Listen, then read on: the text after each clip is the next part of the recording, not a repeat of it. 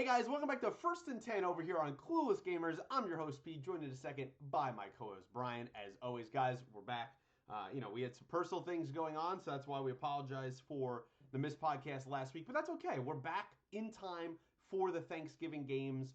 We're doing something a little different this week because we're not focusing and analyzing individual games. Usually we pick about 3 or 4. I thought it'd be more fun. I suggested it to Brian before we started, and he agreed. We're at the Thanksgiving mark. It's a huge kind of tent pole here for the season in the NFL. It's about the 2/3 mark, give or take.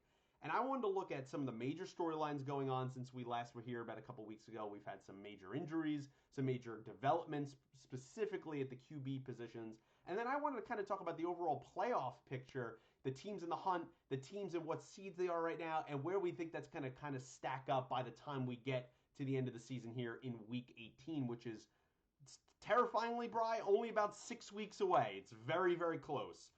We are to ending the NFL season about 6-7 weeks or so. But with all that said, I'll welcome in Bry. Bry, how are you, man? How's everything going? You excited for this podcast? And man, happy early Turkey Day. Yes, happy early Turkey Day, which is always such a fun day. I mean, all the great things about life make up Thanksgiving, I feel like, right? You get great food, you're with the presence of great family, and oh, by the way, you get to enjoy a full slate of NFL football. Yeah. What could be better? Yeah, it's great. It's great to just be thankful for everyone. I always encourage people at this time of the year because I was very bad at doing it in my younger years to just to tell people around you how thankful you are for them and specifically why because it's I think it's important for people to hear and it builds a lot of camaraderie between families and friends and all those even doing friendsgivings out there that I'm sure people have done as well. Guys, let's get into some of the big news topics that we've missed here in the last week. And Brian, I'm going to start off with I feel maybe the most important and obvious story to start with. Unfortunately, Joe Burrow, Cincinnati Bengals quarterback, one of the superstars in this league, already was injured early this year. He did not actually miss a game, but he clearly was hampered by a calf injury. I mean, we saw it in that week 1 game against the Browns. He threw for like 83 yards or something. It was maybe one of the worst games he's ever had in his career dating back to high school. And now, unfortunately, he was looking back in his prime. The Bengals were on a surge, and he kind of gets a little bit banged up, it seems, from tape we saw in the Texans game on Sunday. Thursday night comes. There's reports beforehand if he's wearing some kind of air compression cast. He and the Bengals kind of refuted even after his whole injury report that, oh, that's a normal thing. It's preventing swelling when you're in the air. Other people theorize that no. If you look back at this Texans game, he kind of hit a helmet. He was kind of, it looked like his elbow, his wrist was stinging, and he was shaking his arm out. Maybe it had to do with that. To be honest, we're never going to get a clear answer from the Bengals. It's one of the reasons that there's a lot more angles to this story that we'll talk about in a second. But the unfortunate thing is Joe Burrow tears some ligaments in his throwing wrist. He is out for the season. I think it is pretty effective to say. I think 99.9% of people, probably even most Bengal fans, will say that is the end of their season as a team. When you lose a starting quarterback, especially one of that caliber, it's almost impossible to sustain. And given that the hole that the Bengals were in to start this season of Burrow's other injury with his calf, it just feels like here, at the, basically a little over the halfway point, they're a 500 team. It's pretty much over. I believe they have 3 division losses. They have several in-conference losses. The tiebreakers don't favor them. I don't think Browning, the backup, is really going to get them to the playoffs. And it's a really unfortunate thing, Bry. I did want, before I throw to you, I do want to say, and I hate to say this, but I think with this latest injury, I think it's fair to say Joe Burrow, he's an injury-prone quarterback. I think that's a fair assessment. He's been injured several times. Now this is his second major injury in the NFL. He had a major injury in college. It just seems like every single year, whether it's problems there, what he has with the liver, kind of gallbladder situation, then the appendix thing that he had with the surgery last year, and now the wrist and the calf and the knee. There's always been something, and part of that is the Bengals have spent money on the offensive line and it hasn't really worked. And the other part is he just seems like he has the injury bug. But Brian, with all that being said, what's your kind of thoughts here when the news came down that one of our stars in the league in Joe Burrow is out for the season.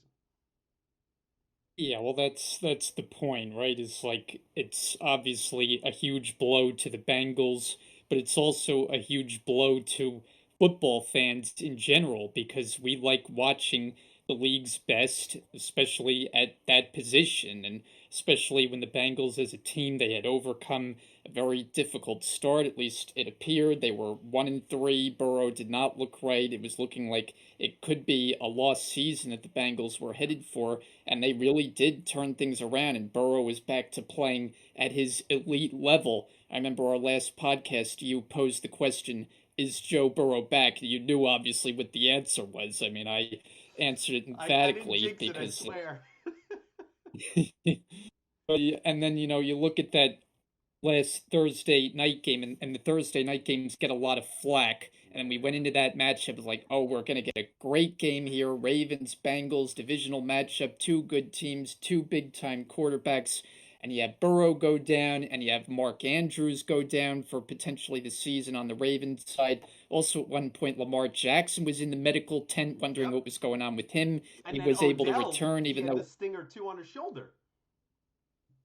and right after his best game as a Raven, he had gone over 100 yards for, I think, the first time this season. So it was just a game that was littered with key injuries. Obviously, Burrow, the biggest. You knew it wasn't good when they showed that shot on the sideline. He's trying to grip the football, and Yeah. down it went, and off to the locker room he went, and with it went the Bengals season. So just obviously a terrible blow, and you hate for the stars of the league not to be in action. And I agree with you. I think it kind of goes without saying that the Bengals will not be able to overcome an injury Yeah. like that. Yeah, it's unfortunate. And Brian, and before we shift topics, I did, we try to talk about everything in the show and give it a fair perspective.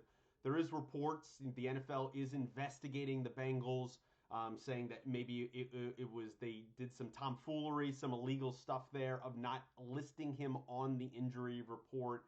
I wanted to kind of get your opinion on that. Of did you think he was injured? Like a lot of this injury happened in the Texans game or even before that, and he was very hurt coming in this game and kind of one throw, he throws that touchdown there to Chase, and then it kind of seemed like right after that he wasn't right. Do you think he was severely injured going into this, or did he get injured in that Ravens game? It's probably a combination of both. I mean, I don't necessarily think he was severely injured the previous week because I don't think you can hide an injury that's that significant. It was probably something where it was minor enough that they felt like they could sweep it under the rug, keep him in action, not list him on the injury report, but it ended up backfiring, obviously, in a big way. Yeah, I think he was definitely injured, and I think it was one of those situations. I agree with you. This is somewhere in the middle. I think you make that throw. We've all had muscle injuries and everything as a kid. You just kind of turn one way and you could hear it pop, and like it seemed like he mouthed that and they talked about that on the broadcast. And that's probably what happened. It was probably very tender, it was probably very sore. He throws it, a flick of the wrist, and that was it. And I think that's what ended up happening to him. It's just unfortunate to see. I mean, we saw his frustration on the sideline. He couldn't even finish gripping the ball. You knew it was really bad. Actually, kind of morbidly, funny enough, that night I was like, that injury even before it came out, I was like, he's going to be done for the year. I felt it. He's my fantasy quarterback. I went ahead and got rid. I made the process to get rid of him and pick up Matthew Stafford, which was the only really starting quarterback in our fantasy league actually that was kind of left on the board. So I knew it was going to be bad. You could just see it, and it's just an unfortunate thing. It's just a lost season for the Bengals. They have some questions going into this offseason. They've spent money on the offensive line and some draft capital. It really hasn't worked. Orlando Brown from the Chiefs has not been the same player he was last season. You have T. Higgins in a contract year. He's probably not coming back next year, and he's also in his own right been very banged up. Two different injury stints here now this season, and he has not performed completely well. So a lot of questions for the Bengals. Windows are short in the NFL. I know Burrow said before, oh, the window is as long as I'm here. That's not the case, in any team. And that even includes Mahomes or Allen or Jalen Hurts or whoever it is. Windows are very short in this league. It's a very physical league. And I just hope to see them bounce back and Joe bounce back. We'll have to see what they do in the offseason, but sorry to all Bengal fans out there. Bry, on the other side of it, not in injury QB news, but in QB changing news, we go over to your lovely New Mm, York Jets. lovely. You watched since we've last talked. We had the Raiders game on Sunday Night Football, which was a pretty big disaster. 16-12, the final score there. Jets had chances, shot themselves in the foot, as Robert Saleh keeps saying over and over. And Zach did not play well at the QB position once again. And then after that, we go into the Bills game. They get shellacked up there in Buffalo, 32-6, I believe was the final score. Zach ends up getting benched late in the third quarter for Tim Boyle. I think the sad kind of irony of that day, Bry, was I think the best pass thrown by any Jet was Morstead, your punter. That's never a good thing you want to say, and it seems like the Jets finally are making the move. Tim Boyle now to start on the Black Friday, the NFL's first Black Friday game ever here against Miami coming up on Friday. Tim Boyle will start. Zach, the third stringer for that matchup, Trevor Siemian, will be the backup for that. So I think that is a blatant statement that, hey, we are trying something in a different direction here. This is, I believe, correct me if I'm wrong, is the third time in his career Zach has been sat now. It kind of seems that this relationship is non-existent at this point. He's not performed. His confidence is, of course, going to be shot. I don't see any way he's a Jet next season. But Bry, you're the resident Jet fan here. I want to give you the floor. Let me know what you're feeling, man. I'm sure there's tons of frustration going on in what feels like another lost season there in New York. I mean, I think we have to start with the fact that this is a number two overall draft pick. You can make the case this is one of the worst draft picks in NFL history. I mean, right, like it's Yeah, a number two pick, and it's a quarterback, the top position in the league, maybe the most position in all of sports, who is just not capable of performing at the NFL level. no, So, I mean, it really is just as bad as it gets, and it just seems more and more now that as we move past this three-game winning streak that they had, which feels like eons ago, that it was just an utter teasing of the entire fan base yeah, and just false hope that anybody got. And look, there were some quality wins in there. I mean, winning at Denver, even when they were struggling, it's a quality win. It's a tough place to especially now. play, always. Right. And obviously the biggest one beating the Eagles. I mean, to date, the only loss that the Eagles have had all season. Another thing that it just is mind-boggling when you think about it. But on the quarterback situation, it should have been done before this. I mean, it almost feels too late at this point, and I don't know what they thought they were going to accomplish making the move as late as they did in that game. They should have seen in the first half that they had nothing going and made the move in like the second quarter. Maybe you had a chance to salvage that game, but instead it's like late in the third quarter at 28-6 or 29-6, whatever the score might have been at that point. What is Tim Boyle going to come in and do? So Tim Boyle, I don't really know what my expectations are. I don't. They're not overly high. Obviously, the game on Friday afternoon does not look like it's going to be a pretty one. I think they're about a 10-point underdog in the game, so I'm not exactly expecting much. Although I do think the Jets defense potentially can slow down that high octane Miami attack. But it's just the same story. The offense listless, doesn't perform week after week. Even in a couple of those wins, the Giants one especially, they didn't do anything offensively. They made a couple of throws there at the very end to tie the game, and they end up winning in overtime. Very fluky win. Nice that they got it, but everybody kind of acknowledged it was fluky.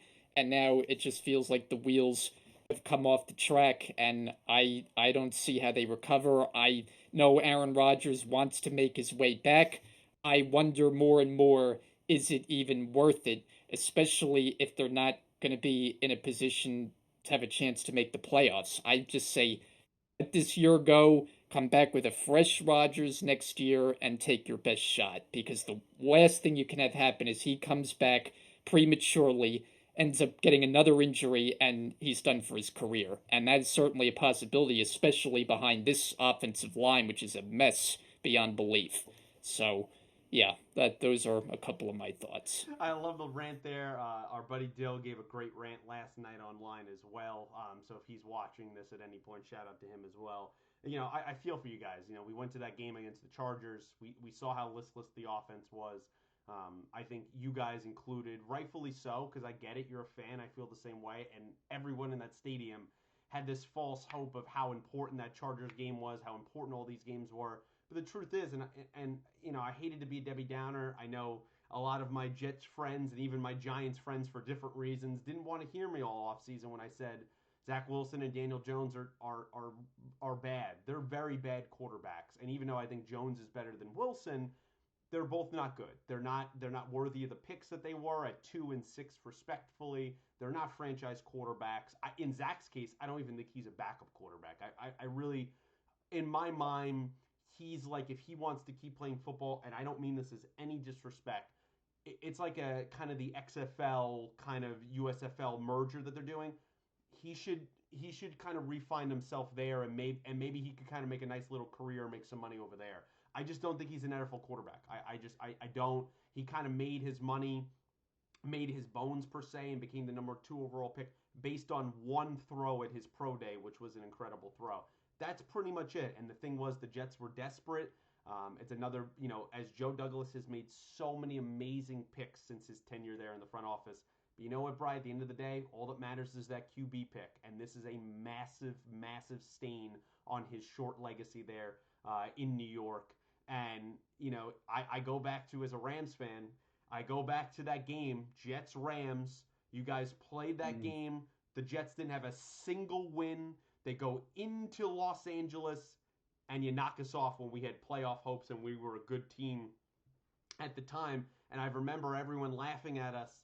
And I'll never forget being at work, working in the cold outdoors, listening to that game, and how dejected I was as a Rams fan that we just lost this team. You guys come back the next week and beat the Browns because there was a whole bunch of COVID stuff going on where players were out. And those 2 wins basically cost you Trevor Lawrence. And, Yeah. that's just the story of the Jets, right? Like, between that, the Rodgers, way back, Vinny Testaverde, like, there's always something. It's like this franchise is absolutely snake bitten. For me, it's simple, Bry, and we could talk more as the offseason goes on. And I know it's easier said than done. The Devonte Adams talk that guys are having reports, ignore that crap. This team, you need to don't bring Rodgers back this year. Get him fully healthy. I would get rid of a couple guys there. I think Cobb and Lazard. I don't care if they're Rodgers buddies. They're pretty useless. They're done. All right. I Yeah. even eat the rest of that contract to Lazard because you gave him 4 years, 40 million. Who cares? See if you can get a fifth-round pick for him. Ship him out.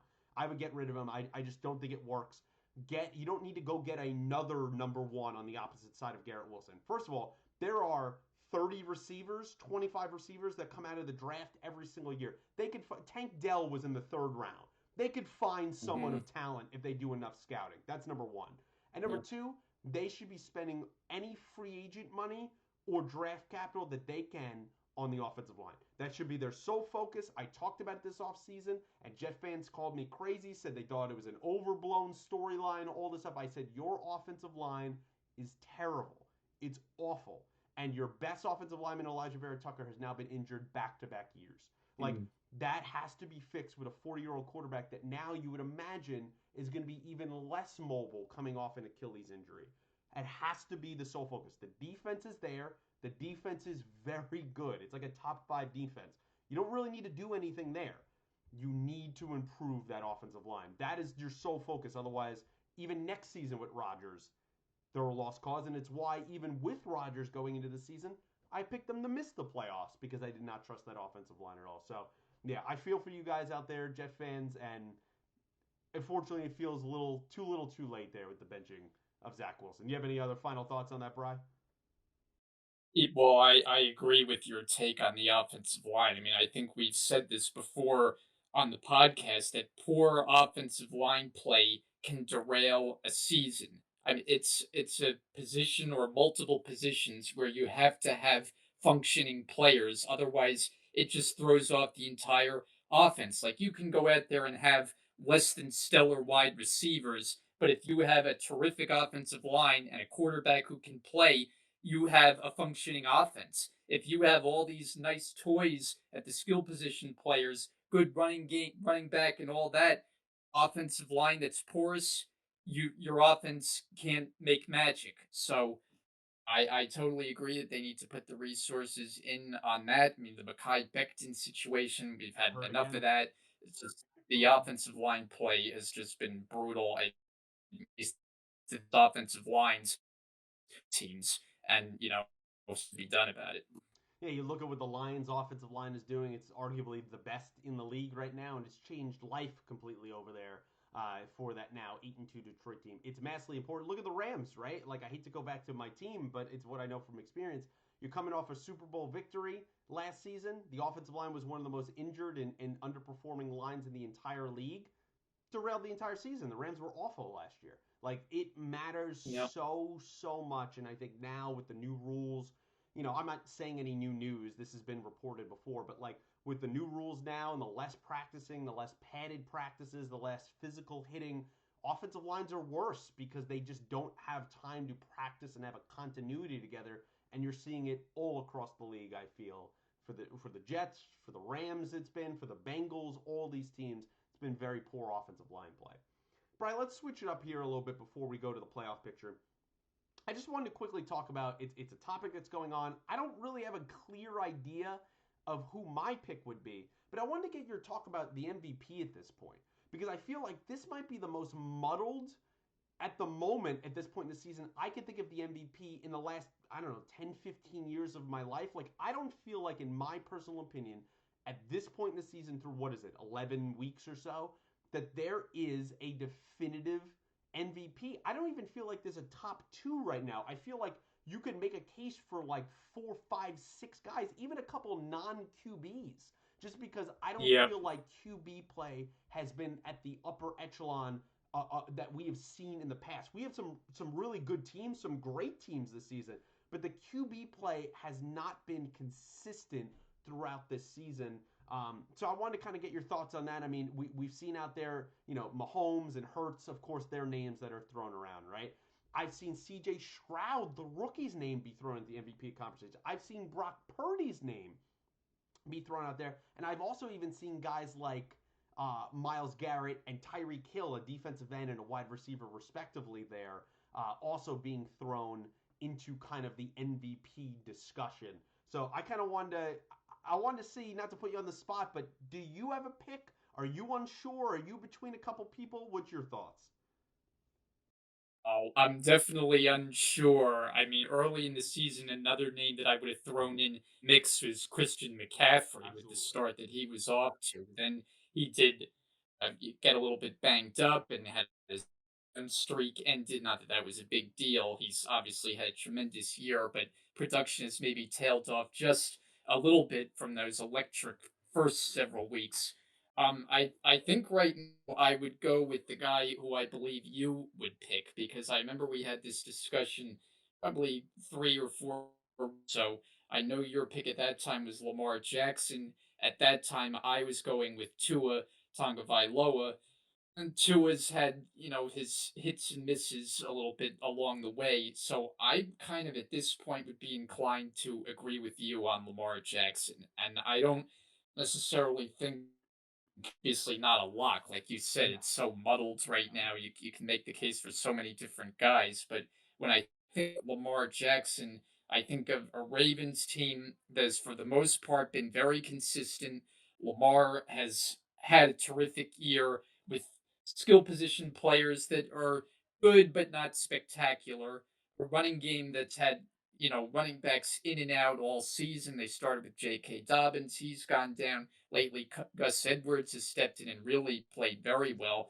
Their defense, of course, has performed very well. But Lamar, after getting that contract, he's lived up to it in year one. He really has played very well. I think it's a fluid situation. You ask me again in a couple weeks, and I'd say it probably changes again. But at this moment in time, I feel the most comfortable taking him because what we've seen from Mahomes, far too many inconsistencies. The game on Monday night, it was a good game against the Eagles, but the Chiefs' offense, and you've been on this the last number of shows, it's just not right now. The connection with Mahomes and his wide receivers is just not there. There were too many mistakes happening. Jalen Hurts has been kind of dinged up for most of the season. He's had obviously his good games where it's like kind of a struggle to get through physically.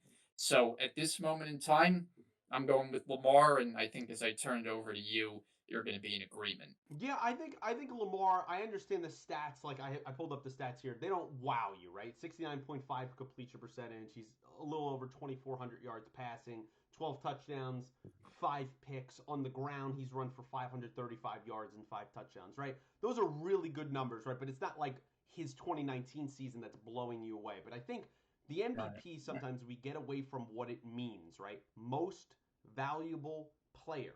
And if I, for me, right now with the way this Ravens team is, even though the defense has performed way better than I thought coming into the season, you take him off this team, they are not the number one seed that they are right now in the AFC. And I know that like there might be some people out there, well, Pete, they almost won a playoff game against the Bengals last year with Tyler Huntley, and I'm like, yeah, and I understand that they organizationally they're a strong team, but that offense was completely different with Tyler Huntley and the back end of that season compared to Lamar Jackson. And the only reason that was close is yes, John Harbaugh is a very good coach, right?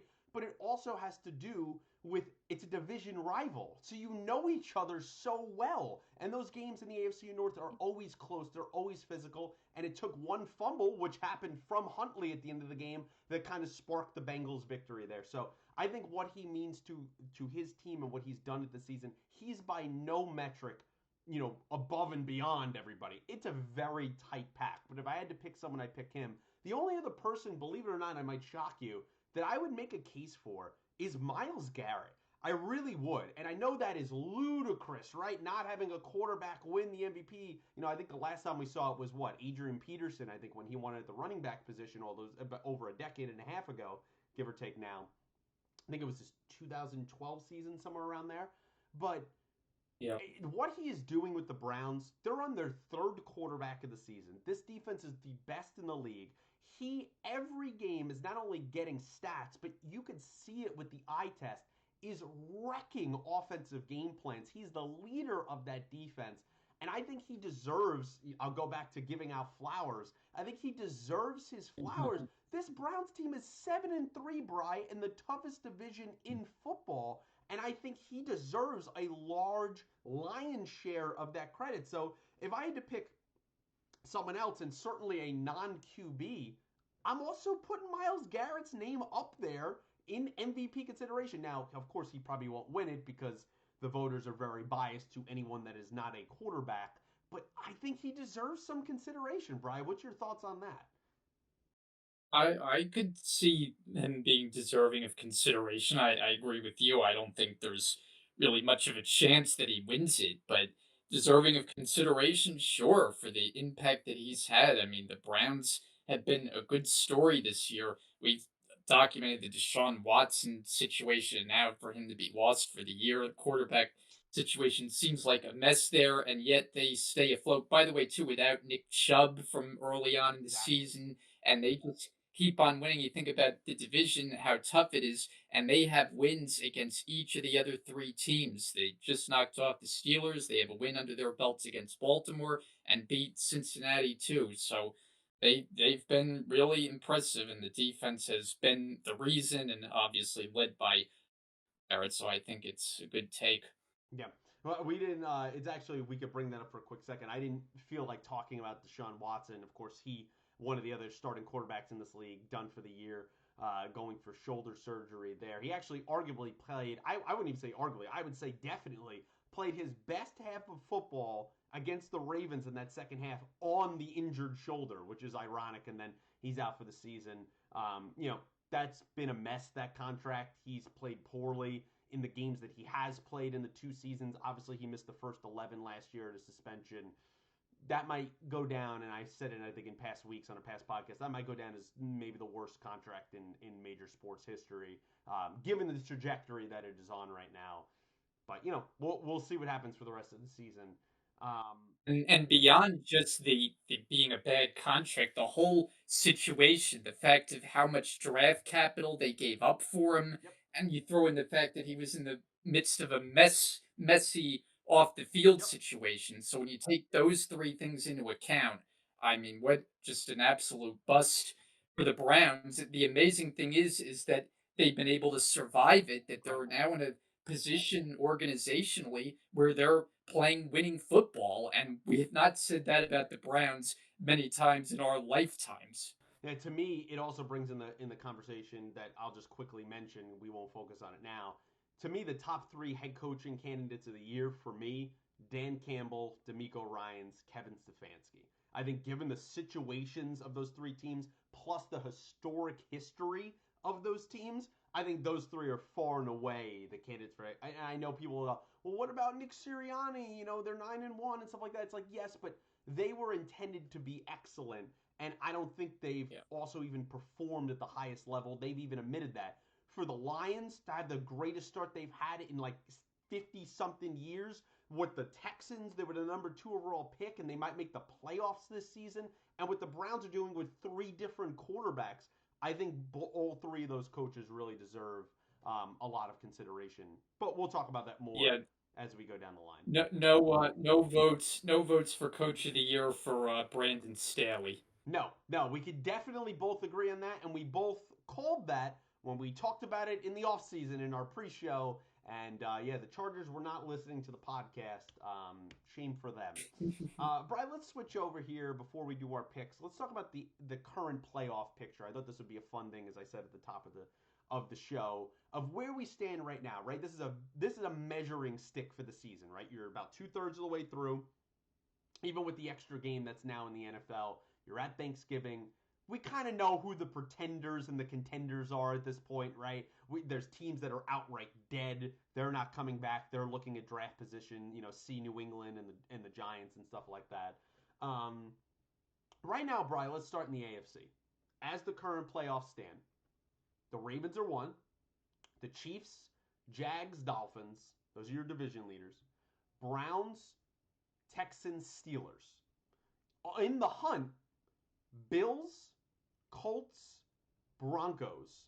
I'll stop there because to me, any the teams below that, Bengals, Raiders, Chargers, Jets, Titans, they're done. Like their seasons are over. So to me, it stops really with the Broncos. Bry, do you see the current playoffs in the AFC shaking out with those 7 teams? Or do you think teams like the Bills, Colts, or Broncos could steal one of those spots? What's your thoughts there? I definitely think one of the spots will change by the end of the season. I'm not comfortable enough to say the current picture we have is what we see come January. And I love what the Houston Texans have done. It's been a great story. CJ Stroud deserving of all the flowers you have in your flower shop. But the Bills, we talked about them the last time I was higher on them. Obviously, they had one stinker against the Broncos on Monday night in a very weird That was game tough. that just they actually had a chance to win, and we know how it ended with 12 men the on the game winning field. field goal at the penalty. Yeah. I still believe this team will find its way to the playoffs. I mean, I don't think they necessarily played their best on Sunday and yet destroyed the Jets. So not that that's impressive with the way the Jets are playing, and I know their schedule is difficult as we've documented. Very Certainly, a difficult. lot of tough opponents, Cowboys, Eagles, among others. I think the Bills will find a way into the playoffs. I just can't say right now that I feel comfortable the Texans as a playoff team. Yeah, I want to pick the Bills so bad. I picked them to be the other AFC championship representative alongside the Chiefs. So it pains me to say this, but at the moment, I just don't see them making the playoffs given the teams that they are playing and given the conference losses that they have and the lack of tiebreakers that they have. I think they're in a bad spot. Now, would I be shocked out of my mind if they went on this run? No. They're capable of doing that. They lead the NFL right now in blowouts of wins of 25 points or more. I think they have 5 this season. Mm. So after this Jets game. So like when they're on, they're a juggernaut. They can knock you out. But I just don't Yeah. know with all the injuries here, is it enough? Now we'll see here with Leonard getting released there, the linebacker from the Colts today. The Bills apparently have shown some interest. We know Matt Milano's out for the season. That could drastically really help them on defense. He's a Pro Bowl All Pro type player. But other than that, I just don't know if they're going to be able to get this thing together. Now, of course, since the last time we talked, they made a change at offensive coordinator. They fired Dorsey. He is gone. I don't know if that was, I get it, but like coming off the Broncos game where it wasn't his fault, I don't know if that was exactly the timing to do it. But they felt like they needed to make a change. Brian, I'm going to shock you here maybe a little bit. And for me, I think the Steelers will ultimately end up falling out of the playoffs. I just offensively, they might finish above 500, keep Mike Tomlin's streak alive, but offensively they are dismal. I mean, they're bad. They also fired their OC Matt Canada yesterday, Yeah. so they're very very bad. I just and their defense is not stellar enough this season that I think that they can hold on to that spot. For me, crazy to think about this. I think the Broncos, given the teams that they have to play left, and they're playing teams that are in front of them for the playoff picture, I actually think they control their own destiny here. And I think they have a real shot of sneaking into that seventh wildcard spot, which is crazy to think about given how bad they played in the first month plus of the season, even not even counting just the Dolphins game. I mean, in some of those other games, they were terrible. So for them to Oh yeah. turn this around and have a shot here where their schedule is kind of soft here on the back end, they're like I said, they are playing teams that are ahead of them on the AFC kind of ladder. I think they got a real shot, Brian. I mean, what do you think of that? I think they have a shot. I don't know that I would pick them as one of the playoff teams when it's all said and done. I kind of am inclined to agree with your point on the Steelers, where it's just like you cannot trust this offense enough. I mean, every game, it's like a struggle for them to move the ball, to score points. We thought a lot more of them at the start of the year, thinking We Kenny did. Pickett was a breakout candidate and they had some good weapons around him. And they've actually gotten a running game going. Like Najee Harris has shown a pulse, and Warren. Jalen Warren, the Yeah. number two back, has arguably been even more impressive. So Right. they've got a nice 1-2 punch there. They've got some talent at wide receiver. Deontay Johnson's back healthy. Pickens is certainly capable of making plays, but it just has not been a step forward year for Kenny Pickett. And ultimately, it's about the quarterback play, and it just has come up short for the Steelers. I mean, you're so used to going in every year with Ben Roethlisberger as they were for so many years, knowing they were going to get elite quarterback play. When you when that guy ends up stepping away, it's hard to find the next guy. And as much potential as we might see with Kenny Pickett, it's a long way to go before you're that level as a quarterback. Yeah, I'll be the first one to say. I mean, I was sipping the Kool Aid there in the preseason of the Steelers and Kenny Pickett. I really liked what I saw. It's been a disaster. He's kind of brought back all my fears that I had before his draft, where it feels like the Steelers needed a quarterback. They kind of got desperate. They reached on him in the first round. He's more of like a third round kind of quarterback, and he's a hometown kid. He went to Pitt. I think the connection there was important, but he's badly underperformed. We'll see what they do here with their new OC and if there's any major changes, but I don't really have a lot of hope in the Steelers. Brian, let's switch to the And NFC. remember that, and this is a team too, real quick. The Steelers that does not make in season. I think I saw last Nope. time it was like the 1950s that they Yes. fired any coach on the staff in Yeah. season. It's a So big deal. that's sending a message, yeah, by It's a big. making a move like That's a that. great point to bring up there. Steelers that does not make in season. I think I saw last Nope. time it was like the 1950s that they Yes. fired any coach on the staff in Yeah. season. It's a So big deal. that's sending a message, yeah, by It's a making a big. move like That's a that. great point to bring up there to wrap up that up. I mean, that is serious. I mean, you never see that. We're talking about a franchise that has had three head coaches basically in about 50 years. I mean, that's Yeah. unheard of. Like something like that, especially in today's day and age with social media and how much pressure there is, how aggressive these owners are. That's a big deal, and I think it speaks to how poorly they have performed as an offense. I mean, Brad, they're bottom three. Like they're not as bad as like a Jets offense, but they're not that much better. Like they're bad. Yeah. They're really bad.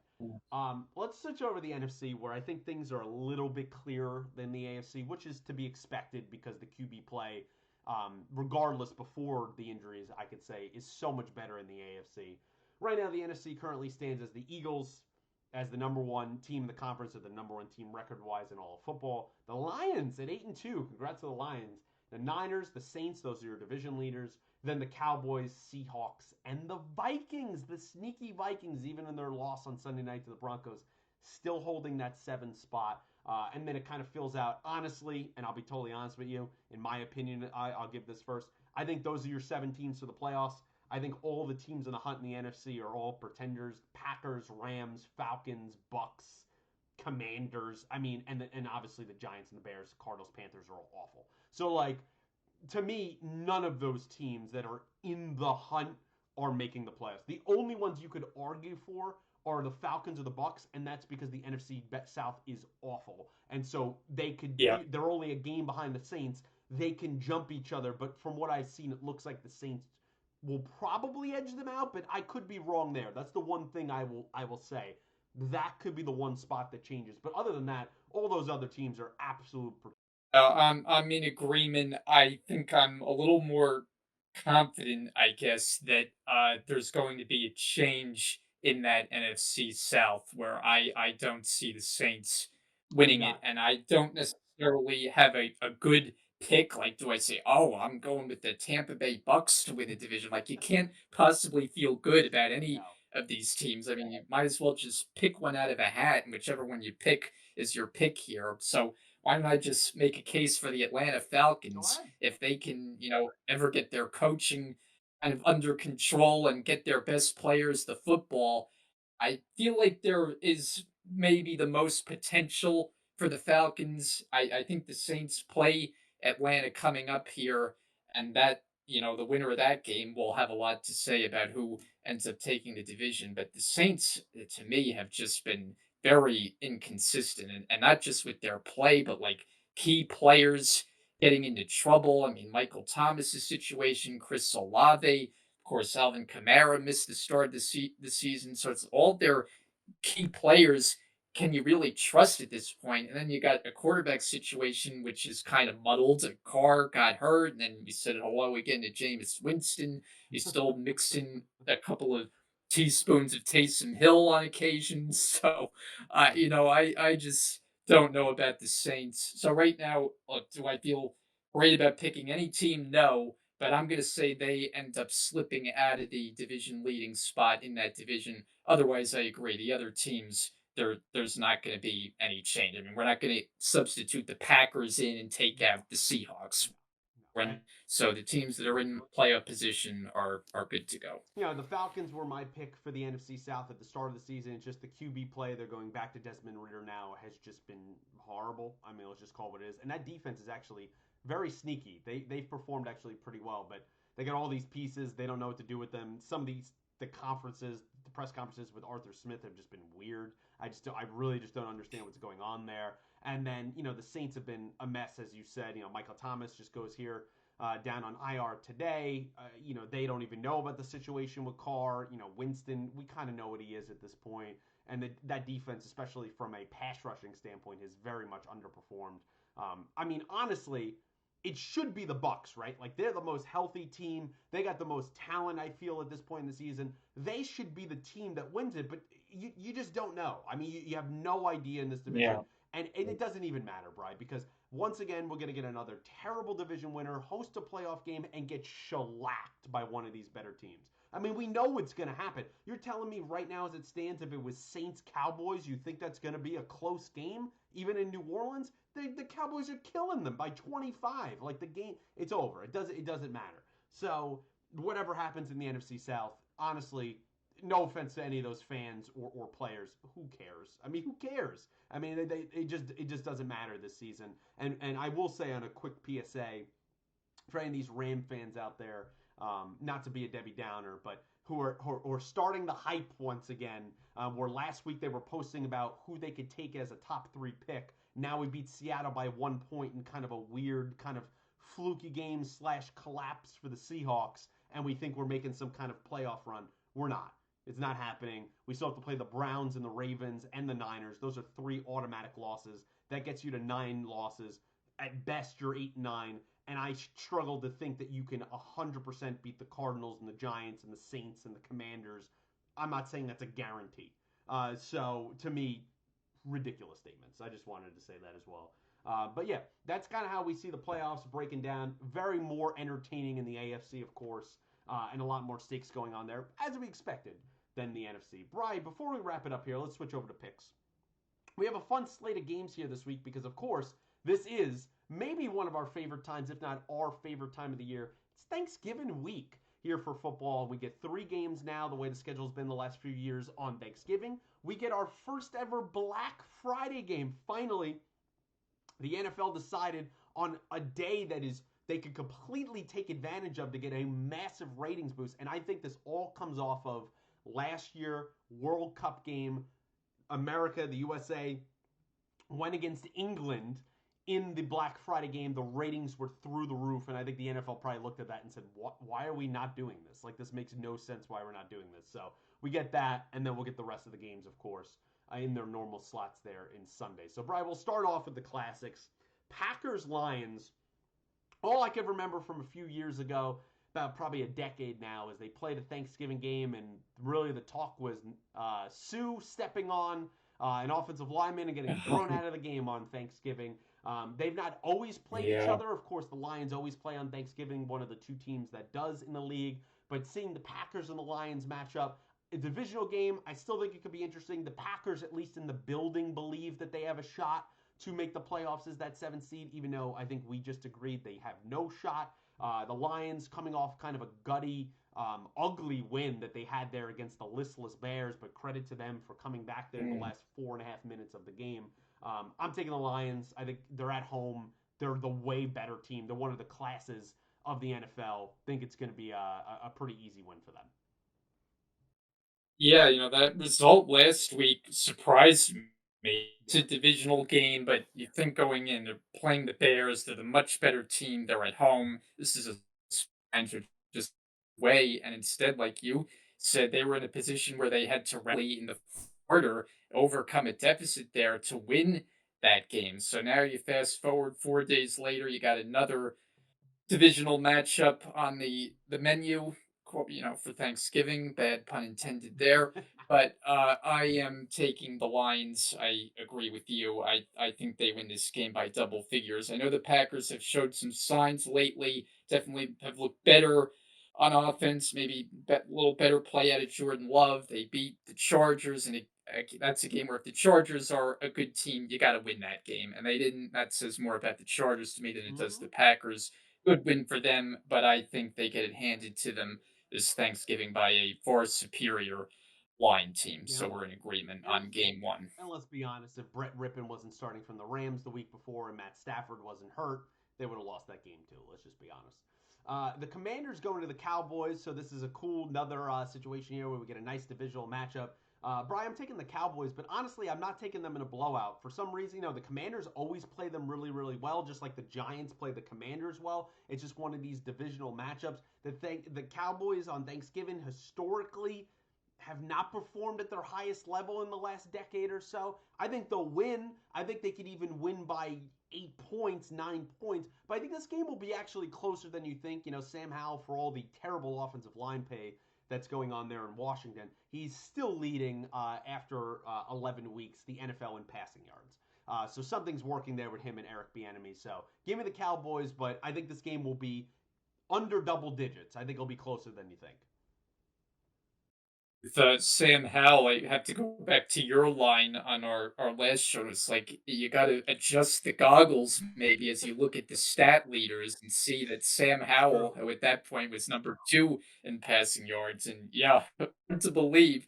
Commanders have been very inconsistent. I mean, just go back to Sunday. They're at home against the Giants. It's a game that they're just going to walk all over the beleaguered Giants, and what happens? The Giants Nine get a sacks. rare victory. So 9 sacks, yeah. Crazy. So, obviously you can't trust them too much, but I'm in agreement with you. Like I feel like this game is going to be close. My pick is the Cowboys. I would be inclined to say the Commanders cover that double-digit point spread. With the Cowboys, it just feels like it's inevitable that the letdown comes at some point. I may be crazy, and I proved to be crazy because I actually thought going in last week that their game at Carolina might be a trap game, where that was a game where they could end up being close, where they kind of had one eye on that game and one eye on Thanksgiving. Instead, they just ran over the Panthers. I mean, we know the Panthers aren't any good, but I just feel like the Cowboys' demise is always one game away Yep, because that's just been their me too. history our whole time watching football. So I'm with you. I'll take the Cowboys to win, but I see that being a close game for sure. The night game on Thanksgiving to wrap it up is Niners Seahawks, and I was actually really looking forward to this game about 5 days ago because I thought this would be for the division. The Seahawks were my pick for the division to start the season, and I really thought, hey, this is it. They're going to show it here. And now, kind of in the last few days, they lose to the Rams. They have Geno Smith get banged up there with Aaron Donald in that game. He's kind of questionable. Is he going to be 100%? Definitely not for this game. Kenneth Walker is going to miss some time. He's going to be out with an oblique injury. He got hurt in that Rams game as well. They're banged up, and this Niners team is back clicking on all cylinders. Brock Purdy just posted a perfect passer rating in the last game here that he played. I think the Niners are not only winning this one up in Seattle, I think they're going to roll them. I know these historically have been close in the last 10, 12 years, but given the way that these two teams, the trajectories that they're on, give me the Niners probably by 2 touchdowns. Yeah, I could see the game being closer, I guess, than you think. I mean, we're in agreement on all three picks as far as the team winning. I just always feel like with these divisional games, regardless sometimes of the circumstances, and as you outlined, key injuries, and that a lot of times does play a role, but in these divisional games, they just know each other so well that a lot of times you end up getting a closer result than expected. So I see the 49ers winning. I agree they have certainly gotten back on track. They went through kind of that mid-season swoon, then they had the bye week, a chance to get healthy, and they just ran the Jaguars out of the building 2 weeks ago, a game that we both thought the Jags were God, going to win. Boy, was that a that was bad call. bad. The key really for the 49ers was getting Debo Samuel back and more importantly, Trent Williams, the anchor at left Absolutely. tackle on that offensive line. I just think that was the biggest difference maker to that offense clicking on all cylinders again. Get Purdy back playing the way he was early on in the season, using all the weapons. I mean, the Niners were my Super Bowl pick before the season, so I obviously think they're going to be a force to be reckoned with. I was a little nervous with the way they were going there for a few weeks.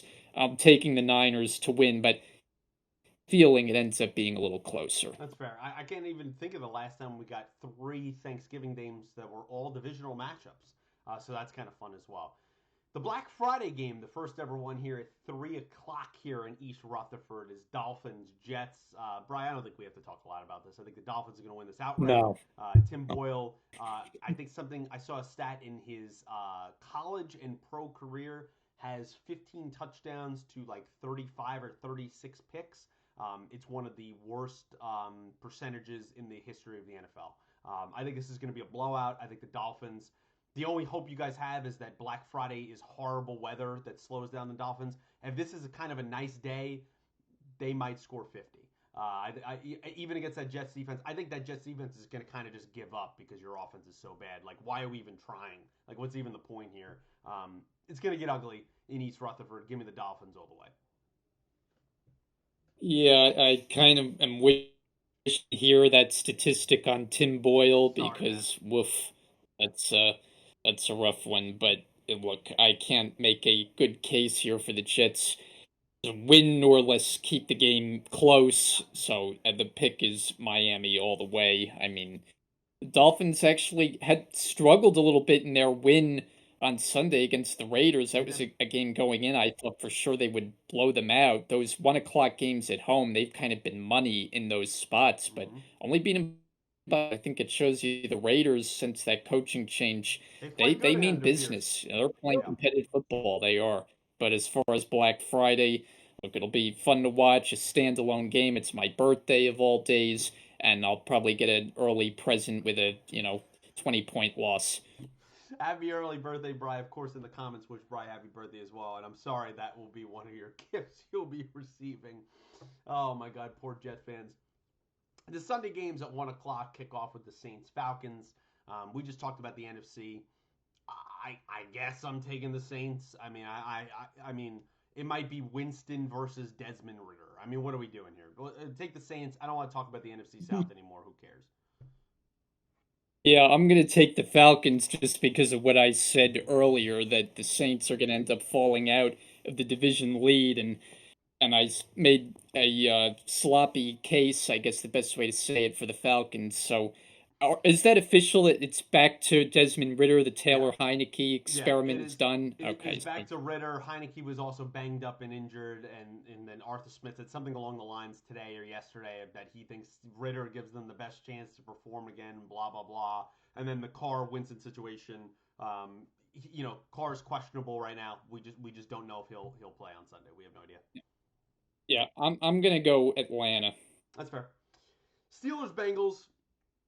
This would have been a lot more interesting, about a week or so ago. Give me the Steelers. I know I just talked crap about their offense, but in Jake Browning, I think will be QBing for the Bengals. A guy I know nothing about. Hey, maybe he can shock me. But for now, not knowing anything, T. Higgins banged up. Is he going to play in this game? I think the Steelers, in probably an ugly kind of 13-10 game that they just played against the Browns, they'll beat the Bengals. Yeah, I'm taking the Steelers as well, although I think it says a lot when you look at like the spread in this game that the Steelers are only a 1 point favorite. Yep. That's just showing you how little faith they have in that team's offense because you play that game against a backup quarterback, you think you're going to be, a 4 or 5 point favorite, and to only be one shows the straits that that offense is in. But I do think they will find a way here to beat the backup quarterback in Jake Browning. Yeah, I think if you know anything about the Steelers' offense beside Matt Canada getting fired, just look up the little interview that Najee Harris gave after the game on Sunday. Kind of tells you all you need to know about where the Steelers' offense is right now. Jags Texans, which who would have thought this in Week 12, is basically one of the major games for the division in the AFC South. That is literally not like hyping it up. That is the implications of this game. I think it's huge.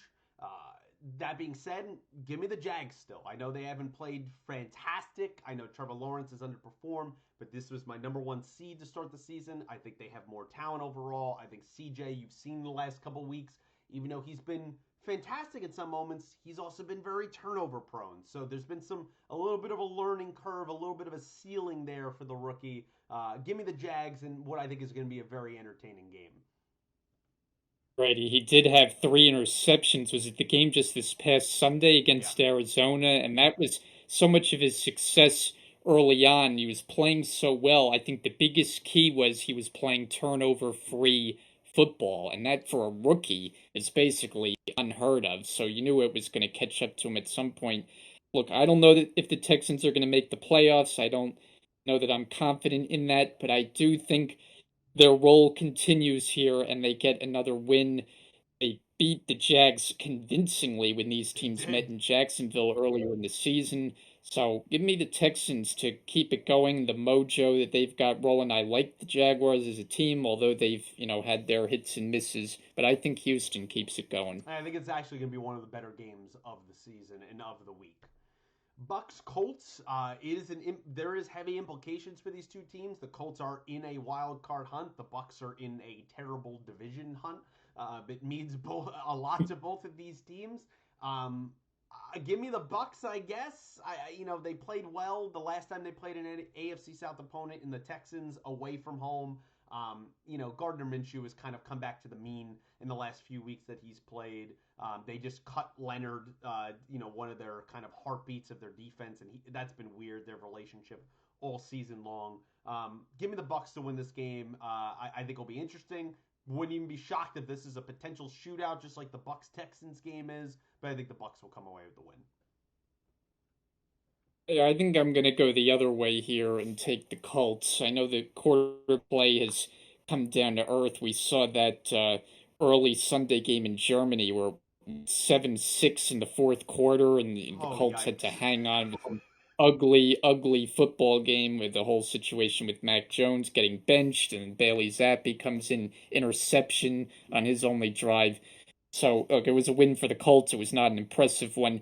But while the quarterback play has not been great, the running game is one that really is one of the forceful running games in the league, led by Jonathan Taylor, who looks like he's kind of back to his old form. So Zach Moss, who was like carrying the way there early on, is kind of restricted to Yeah. a backup role. But Taylor's been rolling. I think the Colts at home against a team that they should beat will win a game like this, and I'm going to take the Colts. That's fair.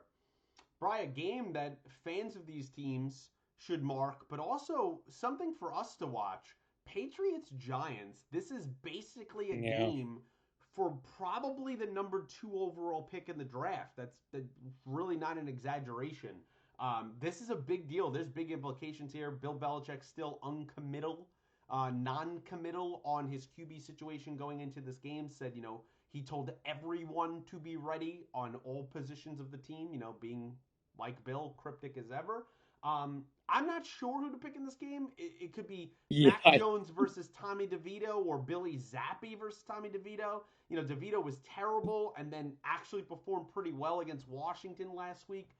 I don't really know who to pick here. I guess give me the Giants because they're at home and they're coming off of at least some positive momentum of last week's game, but I don't feel good about either of these teams.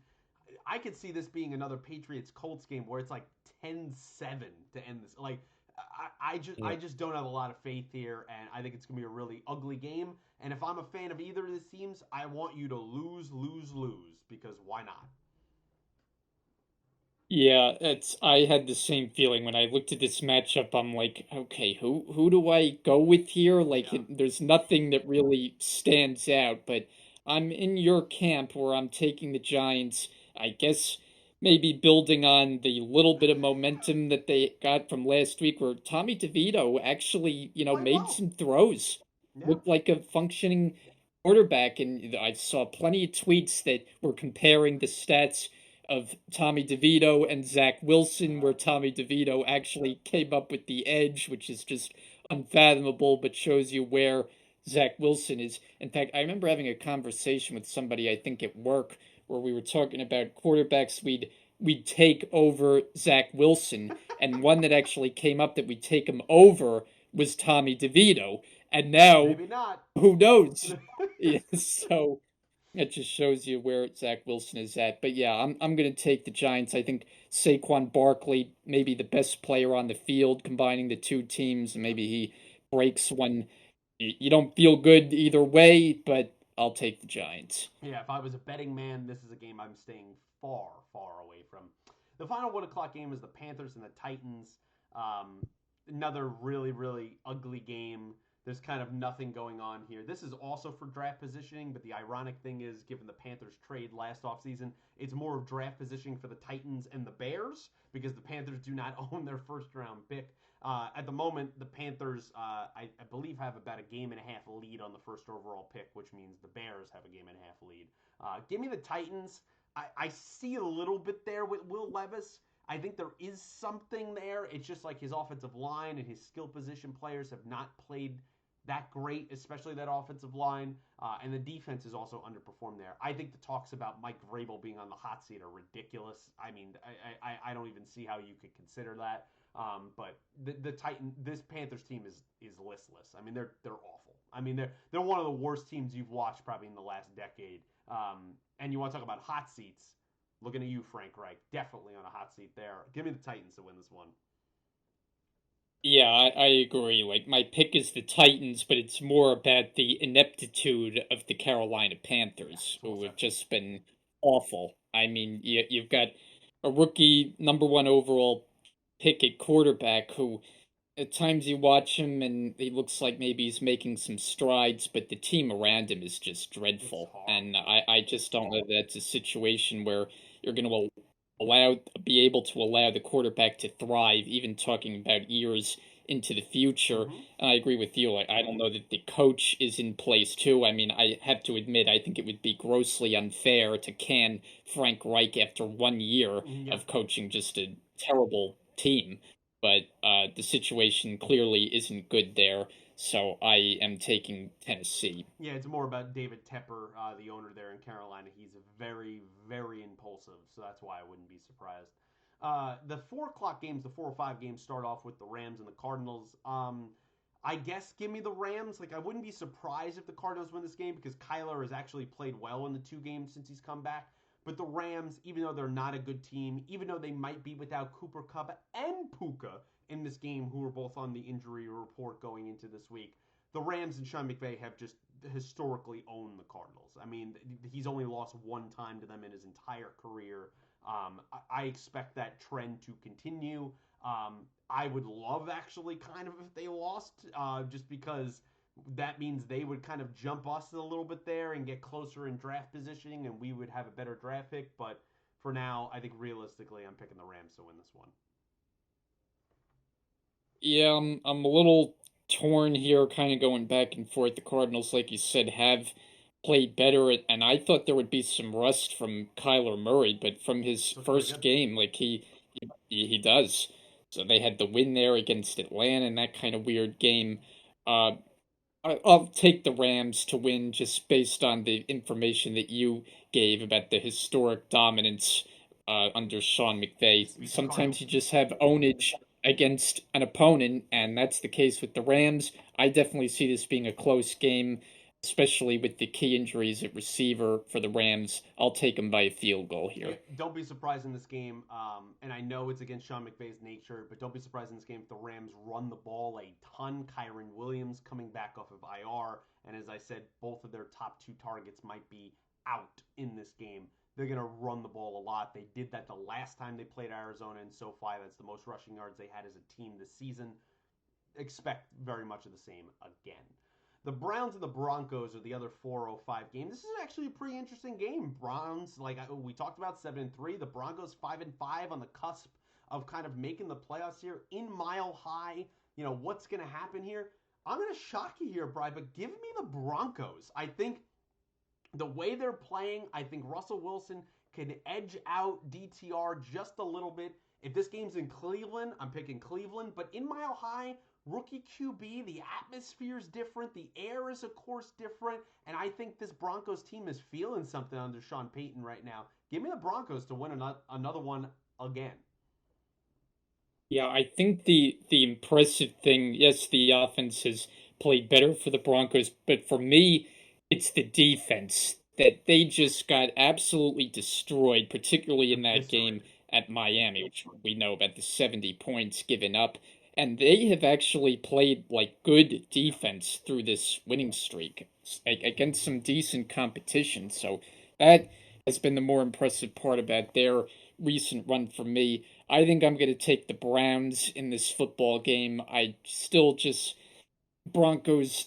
I don't fully It's trust them hard to yet. I love them, know they're right? It's playing hard. better. Yeah. Yeah, I know they're on this nice winning streak here, but I just love the way the Browns play, especially on the defensive end. I think they can force Russell Wilson into some mistakes here and find a way to win a kind of a tough, gritty game on the road. But interesting one to watch for sure, definitely with playoff implications. But give me the Browns to end this Denver winning streak. 425 games kick off with the Chiefs at the Raiders. A great historic rivalry, but maybe not as great these days. I expect actually this game to be pretty low scoring. The Chiefs' offense has not been good.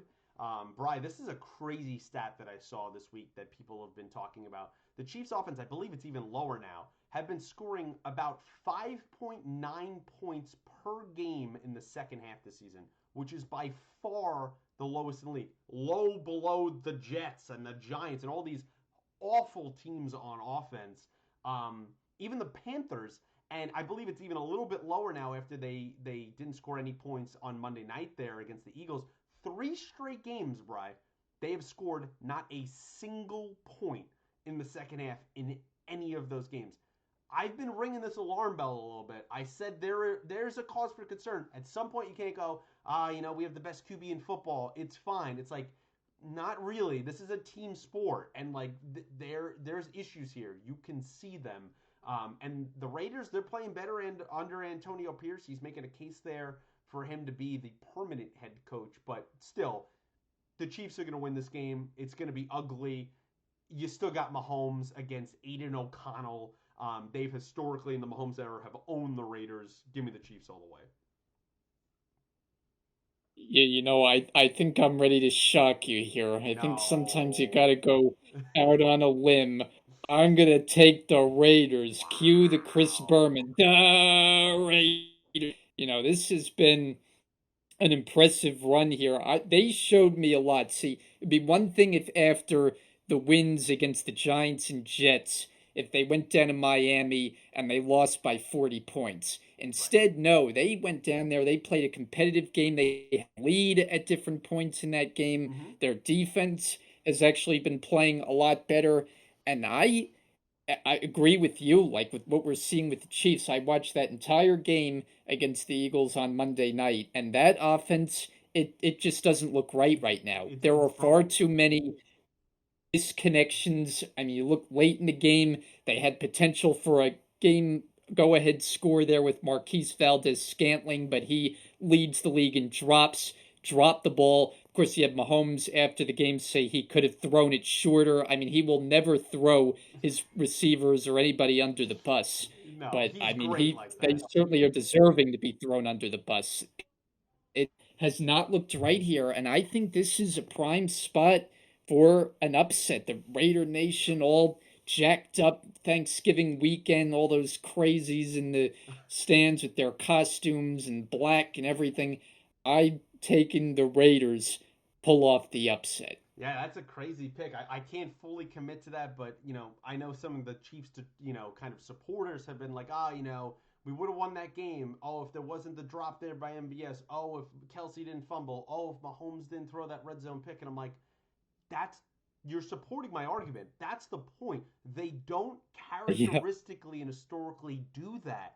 Even the stars are making those mistakes because they probably feel added pressure, given that Mahomes and Kelsey are basically the only two consistent things on the whole offense. Like they know if those two guys are not at their A game, they lost. It's over.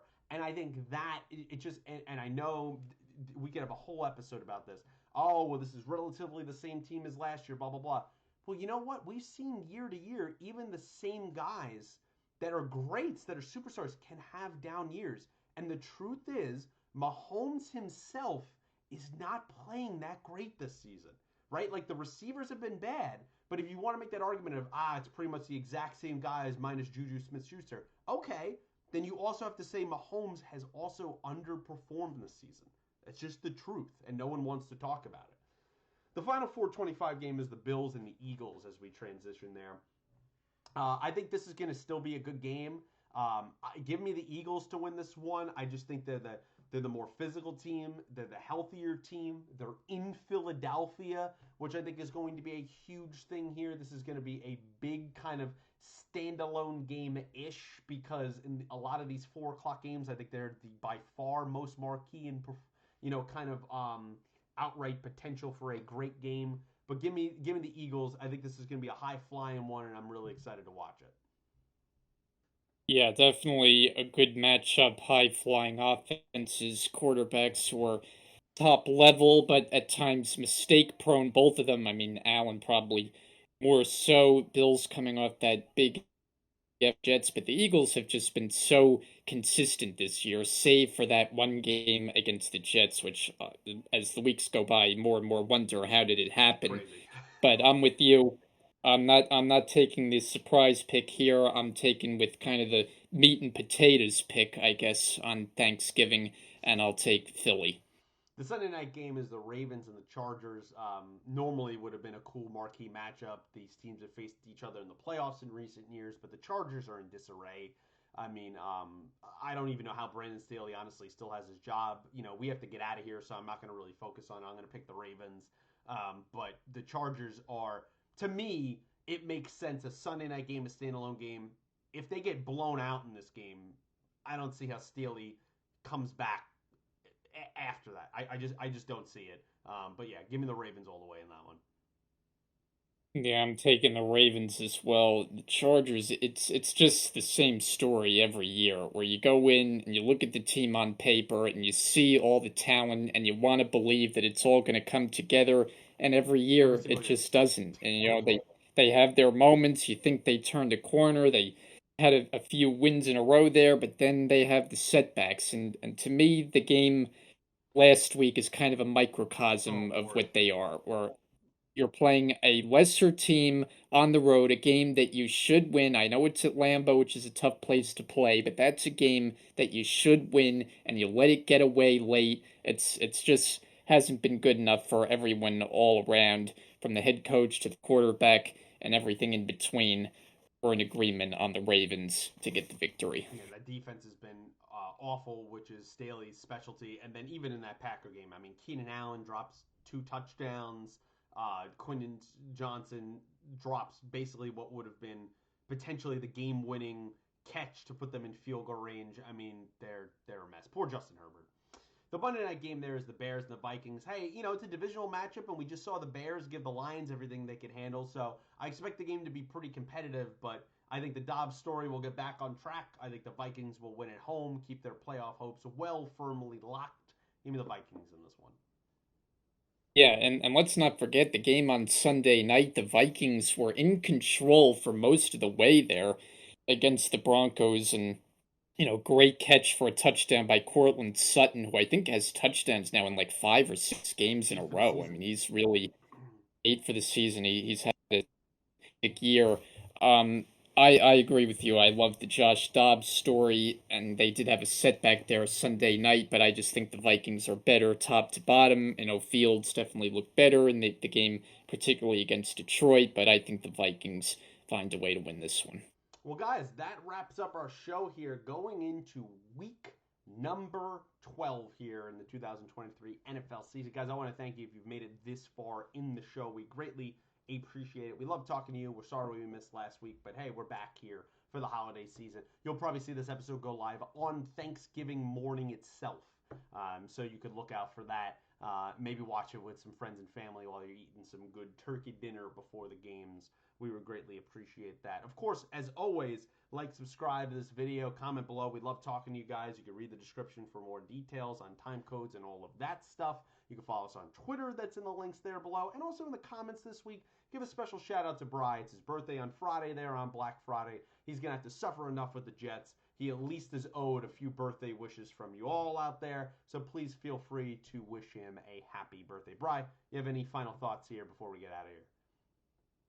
Well, thank you for that. I do appreciate it. And before we go, I just want to make mention of one thing here. I recently, as you know, and if you follow me on Twitter, I made a thread earlier today on the loss of my grandfather last week, the age of 94. I mean, a remarkably long life, a life that not many are blessed to live that long. And, in addition to being just a role model for me and, the close relationship that we shared, one of the kind of defining pieces of our relationship was a shared love of sports. So I think it's appropriate to mention here, the many conversations I had with him about all different topics, but the one thing that kind of sticks with me, football related, since that's what we talk about here, is it'll be like the start of every football season, and he, like me, is a fan of the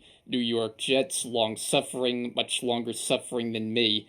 Every year he goes in and yes, is this the year the Jets get to the Super Bowl?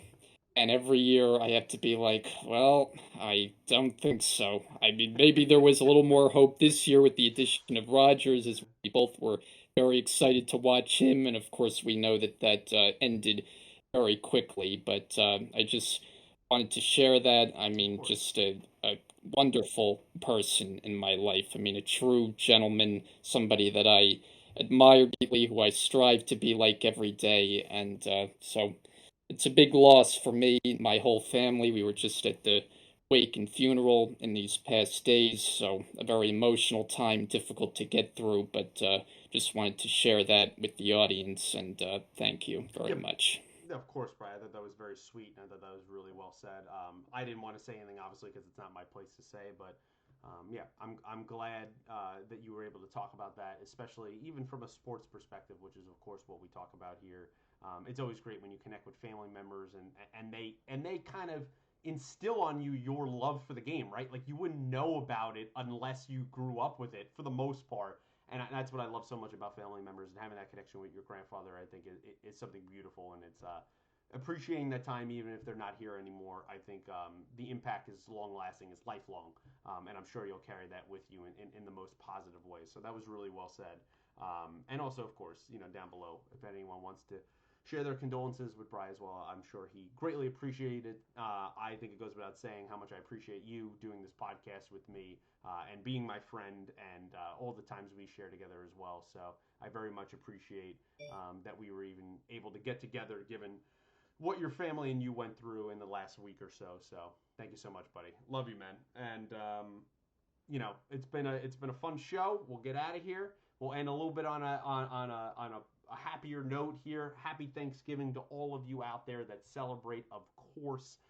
Please hug your loved ones. Say how much you're thankful for them, friends, family, all of that stuff, and also be thankful for yourself too. Not to get too mushy here on this NFL podcast, but it's always fun to talk about that, and I think it's important to talk about in the holiday season. So also down below, wish everybody happy Thanksgiving that you talk to down there, and yeah, until next time, guys, like the Video Scrub channel, share with your friends if you be so kind, and until next episode of First and 10, thanks for watching.